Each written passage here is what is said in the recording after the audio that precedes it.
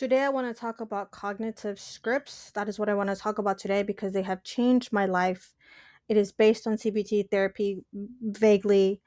I don't know why more people are not talking about it. I mean, I kind of have a hunch. I think keeping information secret keeps other information very rich. I mean, other people very rich. But basically, what is it? It's scripts in our brain that help us interpret experiences or predict experiences. Specifically, today, I want to talk about how these cognitive scripts are internalized expectations of how we're supposed to act in specific situation. For example, when you go to a job interview, when you meet someone for the first time, when you go on a date, there's certain expectations, right? There's certain things that you're supposed to do, um, and that's what I want to talk about today. What's the big deal? Because we behave according to what we tell our brains. Why is this significant? Because it represents a huge billion-dollar industry, the self-development industry. And to think that it can be easily fixed, kind of like just fixing a car where you grab an old part out and you put in the new part, and it could help your car run better. I know it's a simplification, but it's just an example, it's just a metaphor. That's kind of how the brain works. Now, again, it's a simplification, but in terms of changing habits and changing beliefs, um, simple is key here. This isn't new, and if you're in the self-development space, if this is what you're like researching and reading about, you've heard of journaling and affirmations and positive thinking and script writing. There's more names to it, vision boards, um, and that is helpful, and I have done some of that, and that is good. But to me, it was really weird to think, okay, good, I know I'm supposed to speak positively to myself, I know I'm supposed to think positive things, but how do I do that? So eventually, through research with patients, I kind of came up with a structure. You can grab it, copy and paste word for word, or you can develop your own. What I'm trying to share here is how simple it can be to tap into new identities, figuratively speaking, to tap into new sides of yourself that you didn't believe because of the stories we told ourselves. For example, I don't make friends easily. Maybe you believe that because I was a child, you were bullied, or you were awkward, or you were an only child, you were an only child. Maybe it was a combination of all three. So the script that you tell in your mind is, I don't make friends easily. The rewire is, you have to challenge that thought. How can I challenge this idea? What is a more empowering or balanced way to view the situation? So the new script for me would be, I am learning to make friends as an adult. You could use the script. It is very easy for me to make friends now that I am an adult. But sometimes that could be a challenge to believe it, especially if you 30 seconds ago believed, um, it's hard for me to make new friends. So a more simplistic approach would be, with hard work, with patience, I will be able to make new friends. Now, what? What does this mean for you and me? That it's actually pretty easy to have these beliefs. Again, I was in this space. Say I had a phobia of elevators. I'm like, I'm supposed to write over on a piece of paper again and again. I'm not afraid of elevators. I'm not afraid of elevators. I'm not claustrophobic. I don't have phobia of elevators. And then I'm miraculously not going to be so when I go on one. It was rather confusing for me. But then I understood it. With books and with research, it's like going to a gym. You can tell somebody, hey, when you go to a gym, you'll feel better, your skin will be tighter, you'll have more confidence, you'll sleep better. Yeah, that's part of the reason why I want to go to the gym.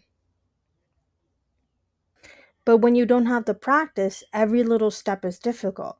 Getting the membership, getting a buddy to go with you to the park, having the shoes, having the equipment, getting up early. These could be legitimate excuses or they could be false and pretense. The point is, we don't have the practice in this example, in this metaphor, so it's difficult to keep it consistent. So much like a gym practice, I realized, oh, this practice of rewiring the brain, just like a newbie wouldn't go to the gym every day, every hour.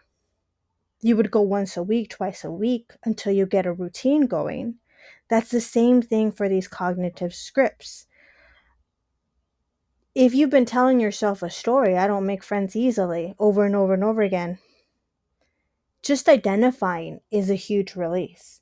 It's not something you have to work on every day. Once a week is fine. and uh, better if we put pen and paper as one of our tools. Here it is.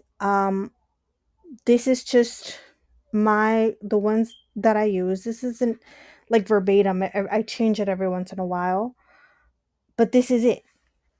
What is my initial thoughts? And then what evidence in the real world do I have that support this? That I am a bad friend or that I am a bad partner. You have to challenge it. Is that true? Is that what people say about me? How do I view this in a more empowering way? So the key here is to identify that negative belief, change it, reframe it, challenge it, edit it, and then take actions to move forward. And that could be as simple as writing new sentences and writing a new script.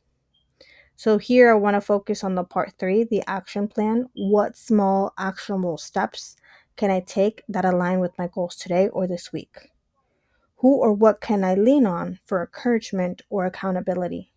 What habits or belief will help me stay aligned with my vision? In this example, I was tapping into what it would be like for number 2, for script writing, what it would be like to be in a loving relationship. And I'm going to talk more about script writing and kind of the hack that I discovered and whether or not it works. But to bring it back to the video, I don't get why people are not speaking about cognitive scripts. Basically, you grab a bug using the computer technology metaphor. Um, you eradicate it, and you put in new script. You put in new code using the computer metaphor example. And to think that it's that easy, I don't know. It astounds me. Keep it simple. You can use index cards. You don't have to write full essays on empty notebooks. You can if that's your style. But to not feel overwhelmed, a simple note card is more than enough. It has a lot of names: script writing, visualization, vision boards. They're tools of the same branch. Some may be more effective for others, and some may be more effective for specific types of people. If you're into that vibe, it could be easier for you, and for others, it could be a little bit more challenging. But understanding kind of the foundations of CBT, cognitive behavioral therapy, and how this is a real science used to change negative thought patterns and behaviors and to structure them into something more positive. I mean, I don't understand why not all of us have this toolkit in our pocket, and I hope now you will have it.